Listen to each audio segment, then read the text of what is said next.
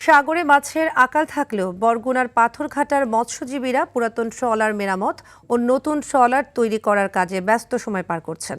পাথরঘাটা শহরের সংকল্প ট্রাস্টের ডগ ইয়ার্ডে বর্তমানে তৈরি হচ্ছে জেলার সবচেয়ে বড় বড় ট্রলার, যা ইলিশ মৌসুমের আগেই সাগরে মাছ ধরার জন্য প্রস্তুত হবে। বরগুনার পাথরঘাটা থেকে তাওহিদুল ইসলাম শুভর পাঠানো তথ্যচিত্রে জানাচ্ছেন Leon Azad. Colour expert dark স্যাপ এবং মাইল্ড অন হ্যান্ডস টেকনোলজি সমৃদ্ধ অরিক্স অ্যাডভান্স ডিটারজেন্ট পাউডার আপনার লন্ড্রি এক্সপার্ট। বরগুনার পাথরঘাটা উপকূলীয় এই জনপদে এখন সাজ রব। সাগরে ইলিশের দেখা মিলবে মাস দুয়েক পরই, আর সেই লক্ষ্যে চলছে শেষ মুহূর্তের প্রস্তুতি।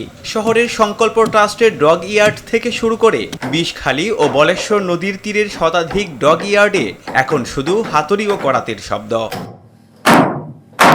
এ জেলায় এবার তৈরি হচ্ছে সবচেয়ে বড় ট্রলার। গভীর সমুদ্রে নির্বিঘ্নে মাছ শিকারের উপযোগী এই ট্রলারে বসানো হচ্ছে 400 হর্স পাওয়ারের শক্তিশালী ইঞ্জিন। প্রকল্পটি বাস্তবায়নে ব্যয় ধরা হয়েছে প্রায় 1.5 কোটি টাকা।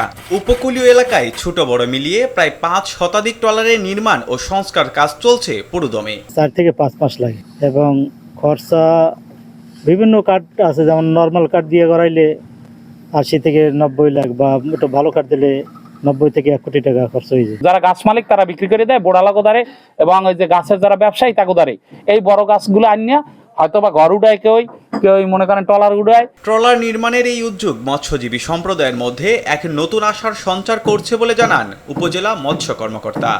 ডকে তুলতেছে মেরামত প্রিপারেশন নিচ্ছে, এবং আশা করি মেরামতের পরপরই আমাদের যে ইলিশের মৌসুম চলে আসবে, তখন তারা জেলার সমুদ্র চেয়ে অবরোধের সময় পর সমুদ্রে যেয়ে তারা কাঙ্ক্ষিত ইলিশ মাছ তারা ঘাটে ফিরতে পারবে। কয়েকদিনের মধ্যেই এই জলযানগুলো ভাসানো হবে নদীতে। বুক ভরা আশা নিয়ে জেলেরা প্রহর গুনছেন।